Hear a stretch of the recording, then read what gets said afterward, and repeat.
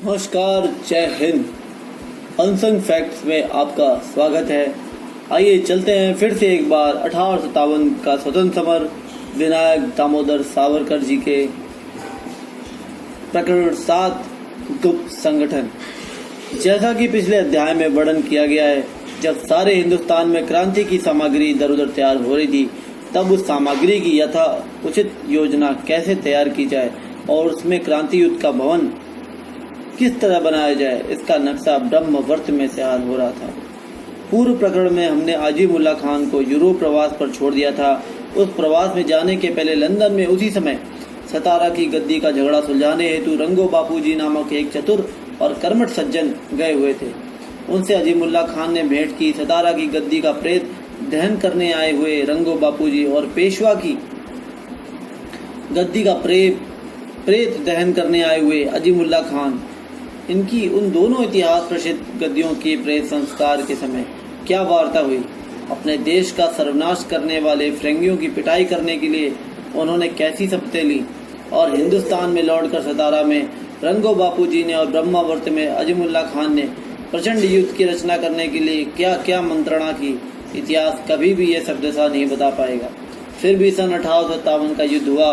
ये जितना सत्य है, इस युद्ध की योजना लंदन में अजीमुल्ला खान और रंगो बापूजी ने बनाई थी, ये बात भी उतनी ही सत्य है। लंदन से रंगो बापूजी सीधे सतारा को लौट आए और उत्तर की ओर ब्रह्मवर्त में जिस भवन का निर्माण हो रहा था, उस भवन के निर्माण की सामग्री जुटाने लगे। परंतु अजीमुल्ला खान सीधे हिंदुस्तान न आकर यूरोप में प्रवास करने लगे।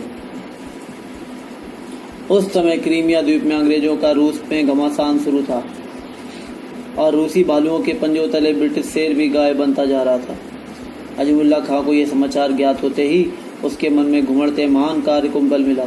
स्वदेश के सीने पर नाचते अंग्रेज शेर को रूस ने कहाँ तक घायल किया है, उसके कितने पंजे काटे तथा शेर को काटने के लिए अपने प्रिय हिंदुस्तान में होने वाले प्रयासों में रूस की कितनी सहानुभूति या सहयोग प्राप्त करना संभव है, इसकी प्रत्यक्ष जानकारी प्राप्त करने अजीमुल्ला खान क्रीमिया द्वीप गए। यूरोप के प्रवास से अजीमुल्ला खान के हिंदुस्तान लौटने के बाद ब्रह्मावर्त के राजभवन में निराला ही वातावरण बन गया। सारे हिंदुस्तान पर विजय आनंद से लहराने वाला पेशवाओं का अभय ध्वज जरी पटका आज तक उस राजभवन में धूल खाता पड़ा हुआ था, जिसके सुर सुनकर लाखों मराठी तलवारें रणांगण में शत्रु पर टूट पड़ती थी। वैदुदम्भी उस राजभवन में वीर रस को त्याग करुण रस के सुर निकालने लगी थी। वह देशव्यापी राजमुद्रा थी, जिसके मुद्रण पर दिल्ली की घटनाएं अवलंबित थी, अपने स्वयं के वैधव्य पर सिक्का मारते पड़ी थी। परंतु अजीमुल्ला खान के यूरोप से लौटते ही ऐसा लगने लगा जैसे उन वस्तुओं को एक विलक्षण चैतन्य प्राप्त हुआ हो। धूल खाती हुई जरी पटके में फिर से चमक मारने लगी और श्रीमंत नाना साहब के उस तेजस्वी चप्पल और उग्र नेत्रों में असह्य अपमान से उत्पन्न हुए प्रतिशोध से अधिक उग्रता एवं तस्माद युद्धा युजस्व की चेतना से अधिक तेजस्विता आने लगी। तस्माद युद्धा युजस्व, क्योंकि स्वराज की होली हो चुकी है। तस्मात युद्धा युजस्व, क्योंकि स्वदेश में इस अपने हिंदुस्तान में फिरंगी चोरों की बढ़त हुई है। तस्मा युद्धा युजस्व, स्वधर्म को पैर तले कुचला जा रहा है और स्वतंत्रता का हनन हो रहा है। तस्मात युद्धा युजस्व, स्वदेश की स्वतंत्रता आज तक किसी को भी युद्ध के बिना प्राप्त नहीं हुई। छत्रपति को जिसके लिए ताना की बलि देनी पड़ी थी, वह स्वराज का सिंहगढ़ युद्ध के बिना कभी नहीं मिलेगा। धर्म रक्षा के लिए जो स्वराज संपादन नहीं करता, वह महाराज धर्म का असल मराठा नहीं, और जो महाराज धर्म का असल मराठा है, वह स्वराज संपादन का जो एकमात्र मार्ग है, उस समर मार्ग में कूदने से कभी भी पीछे हटने वाला नहीं। एतदर्थ युद्धा युजस्व, श्री छत्रपति द्वारा प्रारंभ किए गए स्वतंत्रता यज्ञ के होता का कंकड़ बांधने जो हाथ आगे आता है, वह हमेशा ही धन्य है। हतो वा प्राप्यसि स्वर्गम जित्वा वा भोज्यसे महिम, तस्मात् युद्धाय युजस्व। ऐसी देवी चेतना श्रीमंत नाना साहब के नेत्रों को अधिक उग्रता और अधिक तेजस्विता देने लगी। श्री शिवराय को जो कर्तव्य निभाना पड़ा, वही महान कार्य अपने हिस्से में आया है। इसलिए जय या पराजय जो भी मिले, मुझे तो स्वतंत्रता का नूतन शिवराज या प्रथम पेशवा का मान बढ़ाने वाला अंतिम पेशवा बनना है। उनके मन में ये दृढ़ निश्चय किया। अपने देश और स्वराज का भविष्य निश्चित करने का विरोचित निर्णय हो जाने के बाद श्रीमंत नाना साहब का एकमात्र लक्ष्य था उस निर्णय को कार्य रूप देना। स्वराज प्राप्ति के लिए जो क्रांति युद्ध लड़ना है, उसे सफलता मिले। इसके लिए दो बातें अनिवार्य थी। पहली बात, हिंदुस्तान के समस्त लोगों में स्वतंत्रता की जंगी और अनिवार्य इच्छा उत्पन्न होना, और फिर उस इच्छा की सिद्धि के लिए एक ही समय में पूरे देश द्वारा विद्रोह करना। हिंदुस्तान के इतिहास को स्वतंत्रतागामी करना, ये दोनों ही काम विदेशियों को चकमा देकर ही किए जा सकते थे, क्योंकि जिस किसी परतंत्र देश के मन में स्वतंत्रता संग्राम छेड़ने की इच्छा हो, उस देश में उस संग्राम की तैयारी गुप्त रीति से ही करनी पड़ती है। अन्यथा आरंभ में ही अमोघ शक्ति से हमला कर बलवान शत्रु उस प्रयास को चूर चूर कर सकता है। ये ऐतिहासिक सत्य जानकर दोनों महान विभूतियों श्रीमंत नाना साहब और अजीमुल्लाह खान ने सन 1856 के प्रारंभ में स्वतंत्रता के लिए हिंदुस्तान को तन और मन से जागृत करने के लिए युद्ध संगठन बनाया। हिंदुस्तान में जितने राजे रजवाड़े हैं, उन सभी में यदि अंग्रेजों के विरुद्ध उठने की इच्छा उत्पन्न हो गई तो एक क्षण में ही अपना देश अपने हाथ आ जाएगा। ये तथ्य नाना के ध्यान में पहले ही आ गया था। इन हिंदुस्तानी सिर चढ़े राजाओं से आगे पीछे अंग्रेजी राज को धोखा होगा, ये जानकर ही अंग्रेजी सरकार एक के बाद दूसरी रियासत छीनती चली आ रही है। यह वास्तविक स्थिति सारे राजे रजवाड़ों के आगे रख उनके मन को स्वतंत्रतागामी करने के लिए नाना ने हर दरबार में अपना दूत भेजना प्रारंभ किया। कोल्हापुर, दक्षिण की सारी पटवर्धनी रियासतों, अवध के जमींदारों और दिल्ली से मैसूर तक की सारी राजधानियों में नाना के दूत और उनके पत्र सारे हिंदुस्तान को स्वतंत्रता युद्ध के लिए उठने की चेतना देते हुए घूम रहे थे। अंग्रेजी सत्ता के नीचे स्वराज और स्वधर्म की कैसी छीछा लेदर होती जा रही है। जो रियासतें आज जीवित हैं वे भी कल किस तरह नामशेष होने वाली हैं, तथा अंग्रेजों की विश्वासघाती गुलामी में अपने प्राण प्रिय हिंदुस्तान की कैसी बर्बादी हो रही है, ये सब स्पष्ट और मार्मिक रीति से जनता के मन में भरते हुए मौलवी, पंडित और एवं राजनीतिक सन्यासी सारे हिंदुस्तान भर में गुप्त रीति से विचरने लगे। दास्ता और गुलामी के प्रति गुस्सा उत्पन्न करते हुए ये दास्य नामशेष करना कितना सुलभ है। हिंदुस्तान के हृदय में हिंदुस्तान की तलवार ही कैसे धसाई जा रही है, और हिंदुस्तानी लोग स्वदेश के लिए मर मिटने के लिए तैयार हो जाएं तो एक क्षण में उन्हें अपना देश फिरंगियों के चंगुल से मुक्त कराना कितना सरल है। ये सब राजा से रंग तक हर भारतीय हृदय को वे राजनीतिक सन्यासी भली प्रकार समझा रहे थे। हम सब तेज बंधु एक हो जाएंगे तो मुट्ठी भर गोरों को धूल चटाकर स्वदेश को क्षण भर में स्वतंत्र कर सकते हैं। ये आत्मविश्वास हर सिपाही और हर नागरिक के मन में इन राजनीतिक सन्यासियों ने किस तरह उत्पन्न किया था, यह उस समय के देशभक्तों के उद्गार में पग पग पर दिखता है। काली नदी की लड़ाई में हारे हुए अंग्रेजों ने प्रश्न किया कि हमारे विरुद्ध उठने की तुम्हारी हिम्मत कैसे हुई। इस अक्खड़ प्रश्न के उत्तर में सिपाहियों ने कहा, हिंदुस्तानी सिपाही एक हो गया तो गोरा चटनी के लिए भी नहीं मिलेगा। अंग्रेज सरकार ने सन 1857 के आरंभ में ही सिपाहियों की चिट्ठियां खोलनी शुरू कर दी। उन पत्रों में से एक पत्र हिंदुस्तान के लोगों की शक्ति के संबंध में कहता है, विदेशियों को हम ही सिर चढ़ाए हुए हैं, यदि हम उठे तो फिरंगियों की मुट्ठी भर लोगों को तलवार के एक झटके में गारत कर सकते हैं। कलकत्ते से पेशावर तक मैदान साफ है। श्रीमंत नाना साहब के स्वयं के हस्ताक्षर के पत्रों ने और ब्रह्मवर्त से भेजे गए सन्यासियों ने ऐसी उद्दत आत्मनिष्ठा के बीच भारतीय मन में बो दिए, परंतु आज उपलब्ध जानकारी से दिखता है कि अवध का राज अधिकृत होने तक इन बीजों में जोरदार अंकुर नहीं फूटे थे। सन 1856 में अवध का राज अधिकृत होते ही अकस्मात सब लोगों में स्वतंत्रता की प्रति घृणा उत्पन्न हुई। स्वतंत्रता का रम्य एवं पुण्य दर्शन श्रीमंत नाना की तीर्थदर्शी को उसके पहले ही हो चुका था और गुलामी की गंदगी की दुर्गंध बड़ी दूर से उन्हें आने लगी थी, परंतु जड़ बुद्धि समाज जनसमूह प्रत्यक्ष साक्ष्य के बिना उसे ग्रहण न कर सका। फिर भी अवध का राज अधिकृत होते ही हर कोई अपने अस्तित्व को धिक्कारने लगा और गुलामी में सड़ने की अपेक्षा मरना भला ऐसी गर्जना कर अपनी तलवारों पर पानी चढ़ाने लगा। इसी समय हिंदुस्तान की इतिहास प्रसिद्ध राजधानी को भी मानो नई चेतना मिल गई और दिल्ली के राजमहलों में स्वतंत्रता संग्राम की मंत्रणाएं शुरू हो गई। दिल्ली के बादशाह की बादशाही लेकर ही अंग्रेज नहीं रुके, अपितु उनकी बादशाह की शाब्दिक पदवी भी उनके बाद न चले, ये भी तय कर लिया गया। ऐसी विपन्नावस्था में अपना पूर्व वैभव प्राप्त करने होते हुए एक बार अंतिम प्रयास करके देखें, और मरना ही है तो बादशाही की शान से मरे, ऐसा विचार राजमहल में होने लगा। इस काम में प्रमुख इस्लामी सत्ताओं की सहायता मिले, इसलिए मैं सुन्नी पंथ छोड़कर अवध के नवाब और ईरान के शाह का शिया पंथ स्वीकार करता हूँ। ऐसी घोषणा भी बादशाह के ने की। इसी समय अंग्रेजों की ईरान से लड़ाई शुरू हुई है। हिंदुस्तान में भी उसी समय विद्रोह होना अपने लिए लाभदायक है। यह देखकर ईरान के शाह ने सन 1856 में दिल्ली के बादशाह की सहायता करने का वचन लिख भेजा। इतना ही नहीं, सन 1857 के प्रारंभ में दिल्ली की मस्जिदों से इसी प्रकार की सार्वजनिक घोषणाएं होने लगी। फिरंगियों के कब्जे से हिंदुस्तान को मुक्त करने ईरानी फौज जल्दी ही आ रही है, इसलिए बूढ़े जवान छोटे बड़े सुशिक्षित अशिक्षित रैयत और लश्कर सारे लोग इन काफिर लोगों के शिकंजे से मुक्त होने के लिए रणांगण में कूद पड़े। इस घोषणा पत्र को सारे भारतीय समाज पत्रों में प्रकाशित किया गया और दिल्ली के लोगों में क्रांति युद्ध की लहर दौड़ पड़ी। दिल्ली के बादशाह के सचिव मुकुंदलाल कहते हैं, राज मंदिर के द्वार पर और महल में मुगल खुले मन से युद्ध की चर्चा करते रहते थे। सिपाही जल्दी विद्रोह कर राजमहल की ओर आएंगे और फिरंगियों का जीवा उतार फेंक कर फिर से अपना राज स्थापित करेंगे। ऐसी निश्चय पूर्व बातें वे करते और अपना राज हो जाने पर अपने देश की सारी सत्ता एवं सारे अधिकार अपने ही हाथों में रहेंगे। ऐसी आशा से सब लोग उत्साहित हो जाते। इस लोक जागृति को उत्तेजना देने के लिए शहजादे और राजवंश के अन्य पुरुषों ने अलग अलग उपाय किए और दिल्ली में क्रांति की ज्वालाएं सब ओर सुलगने लगी। इस तरह दिल्ली के दीवाने आम में और ब्रह्मवर्त के राज मंदिर में स्वतंत्रता संग्राम की गुप्त तैयारी हो रही थी।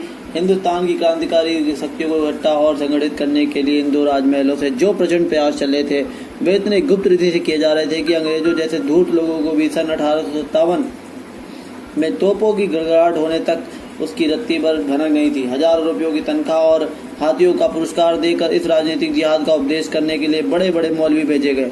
वे गांवों और शहरों में इस राजनीतिक धर्मयुद्ध का उपदेश गुप्त सभाओं में देते हुए घूमते थे। सिपाहियों के शिविरों में रात को उनके व्याख्यान होते थे। लखनऊ के मस्जिदों में मौलवी जिहाद शुरू करने संबंधी खुले भाषण किया करते थे। पटना और हैदराबाद में रात में सभा होती थी और विभिन्न मौलवी सब स्तर के लोगों को स्वतंत्रता की रक्षा करने और स्वधर्म के लिए युद्ध करने की शिक्षा देते थे। जिनके पवित्र नाम से अपने हिंदुस्तान देश का इतिहास भूषित हुआ और जिनके पावन चरित्र का कथन आगे यथा प्रसंग किया जाने वाला है, उन देशभक्त मौलवी अहमद शाह को लखनऊ में हिंदू और मुसलमानों को फिरंगियों के विरुद्ध एक साथ विद्रोह करने का खुला उपदेश देने के कारण फांसी का दंड दिया गया था। उपर्युक्त मौलवी की तरह ही सैकड़ों प्रचारक फकीरों और सन्यासियों का बहाना धारण कर स्थान स्थान पर गुप्त प्रचार करने लगे। भीख मांगने के बहाने हर घर में जाना सुलभ होने से और इस तरह शत्रु के मन में किसी तरह की आशंका उत्पन्न होने के कारण ये देशभक्त फकीर और सन्यासी दर दर घूमकर दास्ता के प्रति घृणा और भावी स्वतंत्रता की अभिलाषा लोग समूह में प्रदीप्त किया करते थे। विशेषता सेना में इन लोगों का उपयोग बहुत था, क्योंकि हर टुकड़ी में एक पंडित और एक मुल्ला धार्मिक कार्यों के लिए रखना अनिवार्य होने से उस स्थान पर यही लोग जाकर बैठते थे। सिपाहियों के मन पर उनके धर्मगुरु का दबाव और प्रभाव होने से इन्हीं लोगों के द्वारा स्वतंत्रता के पवित्र धर्म की दीक्षा देना आवश्यक था। स्वतंत्रता के बिना धर्म रक्षण असंभव है। ये मर्म जानकर हजारों धर्मगुरु इस राजनीतिक जिहाद का आह्वान करने आगे आए। ये हिंदुस्तान के इतिहास के लिए हमेशा के लिए अभिमान की बात है। मेरठ में सन 1857 के अप्रैल माह में ऐसा ही एक देशभक्त फकीर वहां की सैनिक छावनी में आया। उसके पास हाथी घोड़े आदि तथा अन्य सरंजाम भी था। वहां के सिपाहियों को राजनीतिक जिहाद की दीक्षा देने में वह मग्न था, परंतु अंग्रेज अधिकारियों को उस पर शंका हुई और उन्होंने उसे वहां से निकल जाने का आदेश दिया। यह आदेश होते ही फकीर वहां से तो निकल गया, परंतु पास के ही गांव में घुसकर फिर अपनी गुप्त रचना का कार्य करने लगा। ऐसे कितने ही स्वतंत्रता के भक्त लोग अपनी जान हथेली पर लिए उस अपार रचना का गुप्त कार्य बड़े कौशल से कर रहे होंगे, परंतु वे कौन थे, कहाँ के थे, ये भी स्मृति आज जनता में नहीं रही। हाय हाय। जिस प्रकार मस्जिद मंदिर और भिक्षा के बहाने घर घर में स्वतंत्रता की चेतना उत्पन्न करने मौलवी और पंडित फकीर और सन्यासी भेजे गए, वैसे ही विभिन्न स्थानों से अधिक महत्व के स्थान पर उपदेशकों और शिक्षकों को भेजा गया था। हिंदुस्तान में विभिन्न प्रदेशों के लोगों के एकत्रित होने के मुख्य स्थान बड़े बड़े तीर्थ क्षेत्र हैं। ये क्षेत्र एक प्रकार से सारे प्रदेशों के लोगों के राष्ट्रीय सम्मेलन स्थली हैं। मस्जिदों में स्थानीय लोग ही आएंगे, परंतु तीर्थों में भी राजकीय महंत नियुक्ति किए गए और जल्दी ही गंगा के पुण्य स्नान के लिए आने वाले हजारों बंधुओं को हिंदुस्तान के मन में मचल रहे स्वतंत्रता युद्ध में सम्मिलित होने का गुप्त उपदेश देते देते पंडित लोग प्रत्येक तीर्थ घूमने लगे। विराट जनसमूह के मन में एक ही इच्छा उत्कृष्टता से उत्पन्न करने और उसकी अक्षय मुद्रा उनके हृदय पर अंकित करने के लिए कविता जैसा उत्तम साधन नहीं है। मार्मिक शब्द और आकर्षक पद्धति से पद में गूंथा हुआ सत्य जनता के हृदय में बहुत तेजी से अंकुरित होता है। इसलिए राजगीत की महत्ता बहुत मानी जाती है। राजगीत राष्ट्र के हृदय की भावना एक बात में प्रकट कर सकते हैं। जब जब किसी प्रबल भावना से राष्ट्रीय आत्मा छटपटाने लगी है, तब तब उससे निकले सहज बोल ही तो राष्ट्रगीत हो जाते हैं। फ्रांस की राष्ट्रीय आत्मा के बोल हैं लॉ मॉर्फिलीज। सन 1857 में स्वधर्म रक्षण की उदात्त भावना से भारत भूमि की आत्मा फड़फड़ाते समय उसके मुख मार्ग से ऐसा कोई राजगीत निकला ना होता तो आश्चर्य ही होता। दिल्ली के बादशाह के एक निजी गवैया ने सारे हिंदुस्तान के कंठ से निनादित होने वाले एक राष्ट्रगीत की रचना स्वयं की थी। अपने पूर्वजों के पराक्रम का वर्णन करने के पश्चात उस राष्ट्रगीत में वर्तमान की अवनति को करुण रस में चित्रित किया गया था। जो लोग एक दिन में हिंदुस्तान की इस छोर से उस छोर तक विजयशाली वैभव से अभिषिक्त हुए थे, उन्हीं लोगों को आज विश्व में गुलाम कहलाने की बारी आई। उनका धर्मनाथ हो जाए और उनके अभिषिक्त सिर विदेशियों के पैरों तले कुचले जाएं। इस विपरीत और लज्जास्पद स्थिति के लिए उस राष्ट्रगीत में भारत माता आक्रोश कर रही थी, परंतु अब उसका यह आक्रोश हमें सुनाई देगा क्या? क्या अब ऐसा 1857 का गीत हम फिर सुन सकेंगे? उस राष्ट्रगीत का प्रारूप यदि कोई खोज कर निकाले तो अपने इतिहास पर उसके अच्छे उपकार होंगे। तब तक इतिहास इतना ही कहता है कि अपनी धरती माता 1857 में आक्रोश कर रही थी और कानपुर के मैदान में कूदते समय नाना के कान में वही आक्रोश भयंकर रूप से गूंज रहा था। विस्तीर्ण रचना के साधन भी विस्तीर्ण ही होते हैं। जर्जर हुई मातृभूमि को मदोन्मत्त अत्याचारों के हाथ से छुड़ाने जैसा कठिन कार्य करने के लिए पहली मूलभूत एवं महत्वपूर्ण कोई बात है तो वो है सब लोगों का मन परिवर्तन। वस्तु स्थिति में क्रांति करनी हो तो सबसे पहले मन स्थिति पर विजय पानी चाहिए।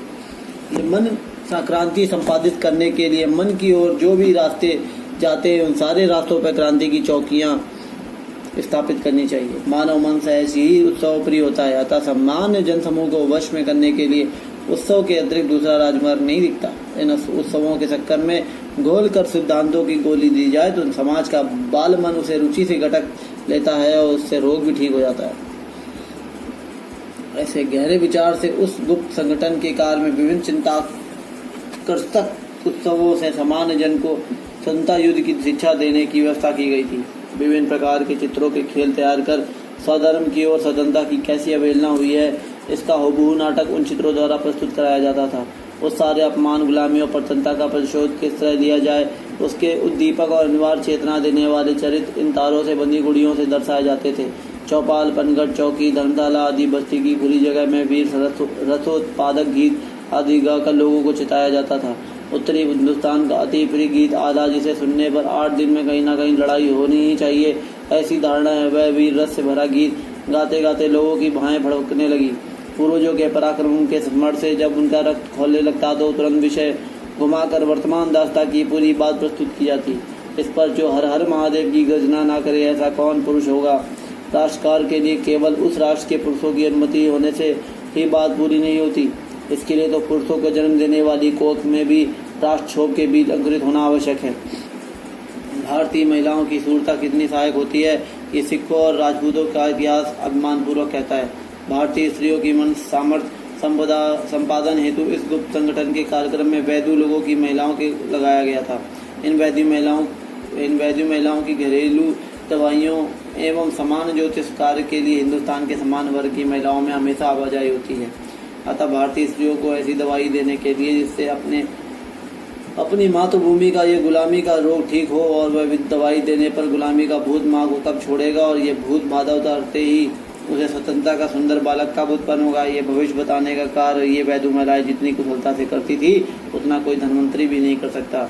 इन वैद्य महिलाओं ने महिलाओं में और मौलवी तथा पंडितों ने पुरुष समाज में जिस तरह प्रचंड जागृति उत्पन्न कर दी, उसी तरह गांव-गांव घूमने वाले तमाशे वाले ने भी इस राष्ट्रक्षोभ को बहुत बढ़ाया। ये तमाशगीर अपने खेलों में गुलामी से घृणा उत्पन्न करने का प्रयास करते थे। इस प्रकार हर स्तर के लोगों ने अंग्रेजी शासन पर देने के लिए सन 1857 के उस गुप्त संगठन के प्रचंड प्रयास चल रहे थे। इस संगठन के गुप्त केंद्र अब सब स्थानों पर फैल गए थे। इस गुप्त संगठन की जिस राजभवन में प्रथम प्राण प्रतिष्ठा हुई उस ब्रह्मावर्त में तो उसकी बढ़त जोरदार ही रही थी, परंतु श्री नाना के और अजीमुल्ला के पत्रों ने और उपदेशकों ने अब हजारों स्थानों पर उस रचना की शाखाएं खोल दी थी। ब्रह्मावर्त में नाना का निवास आगामी मंगल कार्य की तैयारी में जैसे जुटा दिखता है, वैसे ही दिल्ली के महल में भी तैयारी की धूमधाम थी। इधर लखनऊ और आगरा में इस देशभक्त मौलवी अहमद शाह ने इस स्वतंत्रता संग्राम के जिहाद का प्रचंड केंद्र निर्माण किया था। पटना शहर में जिहाद के बीज इतने गहरे उतर गए कि वह सारा शहर जैसे किसी क्रांति दल का गढ़ बन चुका गया था। मौलवी, पंडित, जमींदार, किसान, व्यापारी, वकील, विद्यार्थी, ऐसी सारी जातियां और सारे पंथ स्वधर्मार्थ और स्वदेशार्थ अपने प्राणदान करने की दीक्षा लेकर सज्जित हो गए थे।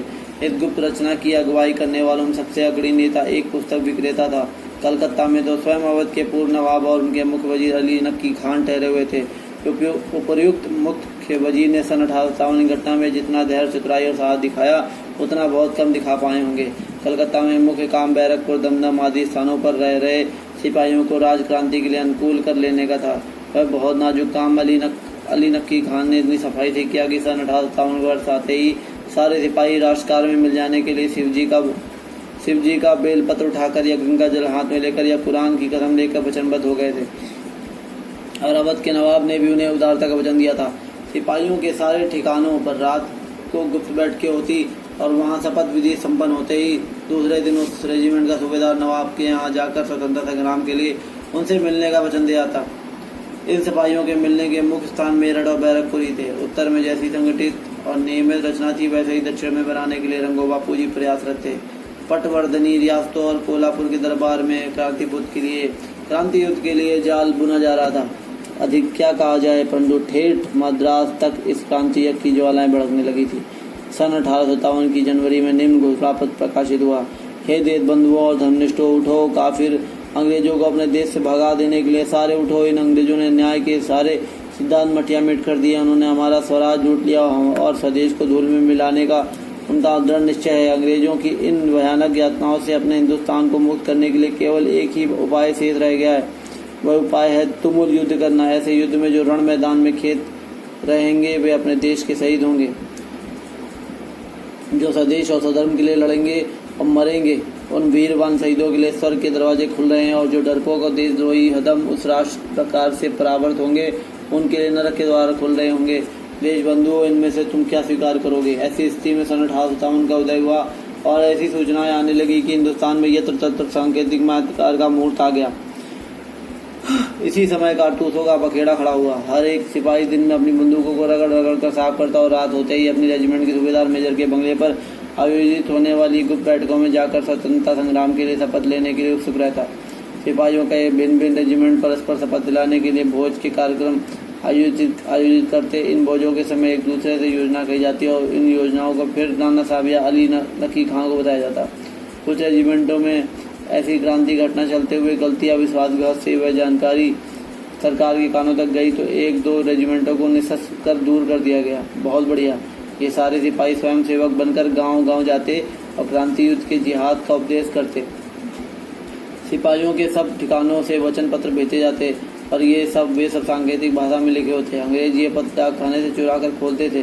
7वीं अवध रेजिमेंट का 48वें रेजिमेंट को भेजा गया वचन पत्र ऐसा था। रेजिमेंट के हमारे भाई कम्मत हमें स्वीकार है। कारतूसों के बारे में उनके जैसे ही व्यवहार करेंगे और समय आने पर टूट पड़ेंगे। बैरकपुर से सियालकोट जैसे दूर देश भेजे गए पत्र पकड़े गए थे। उनमें की तरह ही हिंदुस्तान के क्रांति युग में भी पुलिस वाले जनता से बहुत सहानुभूति बरतते थे। क्रांति के गुप्त संगठन यंत्र का प्रचंड पहिया अब तीव्र गति से घूमने लगा था। ऐसे समय में विभिन्न पहियों की गति एक लय में घूमने लगे। ऐसा प्रयास आवश्यक था। इसी उद्देश्य से क्रांति पक्ष का एक दूत हाथ में रक्त कमल पुष्प में लेकर बंगाल की सैनिक छावनी में प्रवेश करता और अपने हाथ का फूल पहली टुकड़ी के मुख्य भारतीय अधिकारी को देता है। भारतीय अधिकारी उसे अपने निचले आदमी को देता है और इस तरह वह कमल हर सिपाही के हाथ से होकर अंतिम सिपाही तक और अंतिम सिपाही से फिर आए हुए उस क्रांति दूत के हाथ लौट आता है। बस इतना काफी था। इस तरह एक शब्द भी बोले बिना वह क्रांति दूत तीर की तरह आगे बढ़ता है और रास्ते में दूसरी टुकड़ी मिलते ही उसके मुखिया के हाथ में वह रक्त कमल दे देता है। इस रीति से कमल काव्य में पूर्ण हुआ संगठन क्रांति के एक ही रक्तमय विचार से भर जाता है। ये रक्त कमल मानव क्रांति की अंतिम राजमुद्रा ही थी। इस रक्त कमल को स्पर्श करते ही सिपाहियों के मन में किन भावनाओं का उछाल आता इसकी कल्पना नहीं की जा सकती थी। प्रस्तुता किसी महान वक्ता को अपने अतुल्य शब्दों से श्रोताओं में जो वीर वृत्ति जागृत कर पाना कठिन था, उस वीर वृत्ति का संचार इन लड़ाके सैनिकों में उस निर्वाक कमल पुष्प ने अपने रक्तिम वर्णी संकेत से किया। कमल पुष्प सूची यश और प्रकाश का कविजनों का मान्य काव्य प्रतीक और उसका वर्ण रक्तोज्वल उस पुष्प के स्पर्श मात्र से हृदय पुष्प विकसित हो उठे। इतना वह मधुचेतन सैकड़ों सिपाहियों द्वारा जब वह कमल पुष्प इस हाथ से उस हाथ में दिया गया होगा तब उस पुष्प के मूक वाक संदेश से भी बहुत बड़े बड़े गुणार्ध मुद्दा ध्येय की स्फूर्ति संचित हो जाती होगी। यह बात निश्चित है। इस रक्त कमल के कारण सबके हृदय सच में एक हो गए, क्योंकि बंगाल में सिपाही और किसान दोनों ही एक ही बात बोलते हुए दिखाई देते हैं कि सब कुछ लाल होगा, और ये कहते हुए उनकी आंखों में कुछ ऐसी हलचल होती है कि उनके उस बोल में कुछ गहरा अर्थ छिपा है। ये बात तत्काल प्रतीत हो जाता है, सब कुछ लाल होगा, सब लाल होना है। उस रक्त कमल और उसके द्वारा संचरित भावना ने हर व्यक्ति के हृदय में एक ही ध्वनि का निर्माण किया था। सिपाही द्वारा सिपाही को लिखे पत्र भी इसी रीति से लिखे होते थे, परंतु इस संगठन के नेताओं के पत्र अत्यंत महत्वपूर्ण होते थे, अतः उन्हें बहुत सावधानी से लिखा जाता था। अधिकतर योजना एवं रचना प्रत्येक व्यक्ति भेजकर ही निश्चित की जाती थी, परंतु पत्र भेजना ही हो तो अत्यंत स्पष्ट भाषा में लिखे जाते थे। इतना ही नहीं, अभी तो यह स्पष्ट पद पकड़े जाने पर कदाचित मुश्किल हो जाएंगी, इसलिए चतुर नेता लोग अपना सारा पत्राचार सांकेतिक भाषा में ही करते थे। कुछ बूंदों की ओर आंकड़ों की लिपि बनाकर उसका गुप्त संगठन में उपयोग किया जाता था, परंतु इन संकेत चिन्हों और इन गुप्त पत्रों में जो भी राष्ट्रीय उद्बोध न दिया जा सका, वह उद्बोध हिंदुस्तान की भविष्यवाणी ने दिया। भविष्य कथन मन के आगामी काल में होने वाली कूद है। मन के दिव्यत्व पर भविष्य का दिव्यत्व अवलंबित होता है। सन 1857 में हिंदुस्तान का मन स्वतंत्रता के प्रकाश से दिव्य हो गया। इसलिए सन 1857 में हिंदुस्तान के भविष्य कथन में अति महत्वपूर्ण 1857 के इतिहास पर उसके कितने ही पृष्ठों पर मुद्रांकित हुआ। वह भविष्य यह था कि कंपनी का राज ठीक 100 साल में समाप्त हो जाएगा। प्लासी की लड़ाई को सन 1857 में 100 वर्ष पूरे हो रहे थे, अतः इस वर्ष की जानकारी से एक विलक्षण आशा और एक विलक्षण चेतना पूरे देश की कड़ में संचार कर रही थी। इस एक भविष्य कथन में देखते ही देखते राष्ट्र में ऐसी आशा उछाल दी कि अंग्रेजी राज डूब जाएगा। इस भविष्य काल को वर्तमान काल में बदलने के लिए हर कोई सज्जित होने लगा। सन 1857 के साल में अंग्रेजी राज डूबेगा, इस भविष्य कथन द्वारा राष्ट्र विभूति को स्वतंत्रता प्राप्ति के लिए पहले ही तैयार किया गया। वह इसलिए कि रण देवता से स्वतंत्रता का दान मिलते ही किसी तरह का आकस्मिक घोटाला न होने पाए।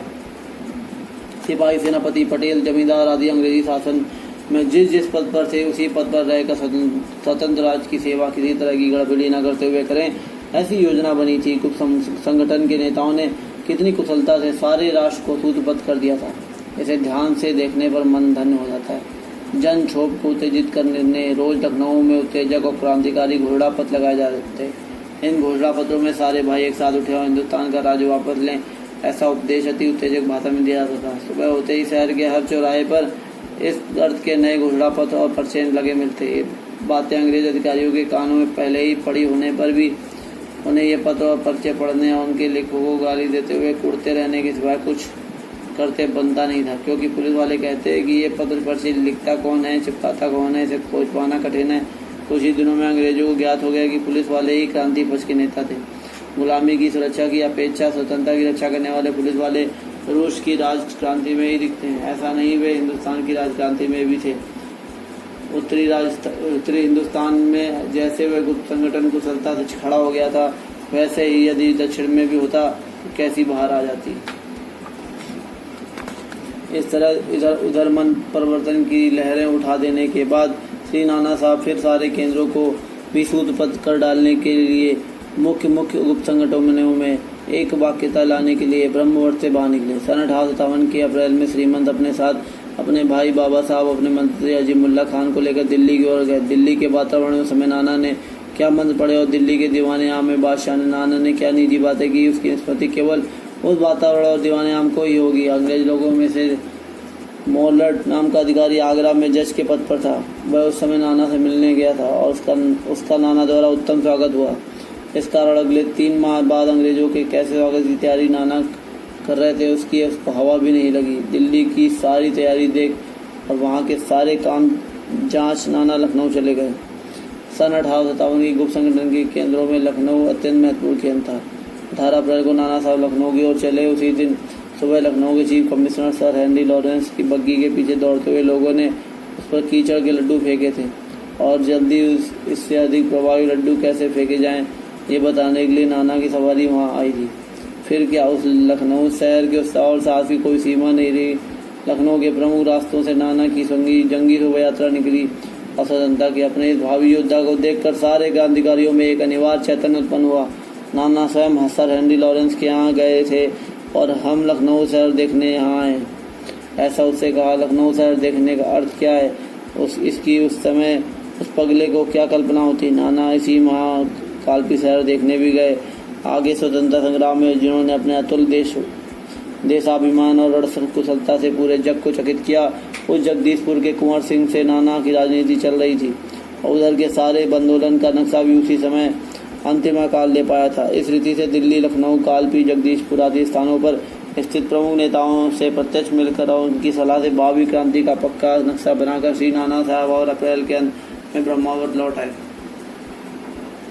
प्रमुख नेताओं से मिलकर बात पक्की करने नाना साहब जब इधर प्रवास कर रहे थे, तब उधर सारे देश में भावी मंगल कार्य की सुपारी देने के लिए राजक्रांति के संदेशवाहक अपने कार्य में संलग्न थे। वे आज ही अवतरित हुए हैं, ऐसा बिल्कुल नहीं है, क्योंकि वेल्लोर के विद्रोह के पहले भी उधर ऐसी ही रोटियां भेजी गई थी। सन 1857 के आरंभ में गुप्त पंखों के ये देवदूत सारे हिंदुस्तान में भावी मंगल कार्य का समाचार देते हुए भ्रमण करने लग गए थे। वे कहाँ से आए हैं और किधर जाएंगे, ये कोई भी नहीं जान पा रहा था। ये देवदूत जिसे समझ में आता उसी को मुख्य संदेश देते और जिसे ठीक न समझते उससे खूब बतियाते। इस विचित्र रोटी को कुछ पगले अंग्रेज अधिकारियों ने पकड़ कर उसका चूरा किया और फिर उस चूरे को भी चूरा बनाकर उसके कुछ कहलवाने के प्रयास किए, परंतु किसी चुड़ैल की तरह उस चपाती को बोलने को कहते कि वह अपने मुंह की जीभ ही नष्ट कर देती और जिससे मन होता उसी से बोलती। वह रोटी गेहूं या बाजरे के आटे की बनी होती, उस पर यद्यपि कुछ लिखा हुआ नहीं होता, फिर भी वह हाथ में आते ही, उसका स्पर्श होते ही हर व्यक्ति की देह में क्रांति चेतना संचार करने लगती। हर गांव के मुखिया के पास यह रोटियां आती, वह स्वयं उसका एक टुकड़ा खाता और उसको प्रसाद के रूप में सारे गांव में बांट देता। फिर उतनी ही ताज़ी रोटी बनवाकर वे गांव वाले पड़ोस के गांव में भिजवा देते। जा हे क्रांति के देवदूत, ऐसे ही आगे जा, अपनी प्रिय माता अपनी स्वतंत्रता के लिए जिहाद करने को तैयार हो गई है। ये शुभ वार्ता उसके बच्चों को सुनाने दे, 10 दिशाओं में दौड़ कर जा। तुम्हारी माँ पर संकट है, अतः उसके बचाव के लिए दौड़ ऐसी कर्कश चिल्लाहट करते हुए इस आधी रात में बिना रुकते निरंतर दौड़ता रहे। गढ़ और कोट के दरवाजे बंद हैं, तथापि उनके खुलने तक न रुकते हुए वहां आकाश मार्ग से पहुंच जा। घाटियां गहरी हैं, कगार टूटे हुए हैं, नदियां विराट है, वन भयानक है, परंतु इस कारण एक क्षण भी न सहमते हुए ये भयंकर राष्ट्र संदेश लेकर तू तीर की गति से बढ़ता जा।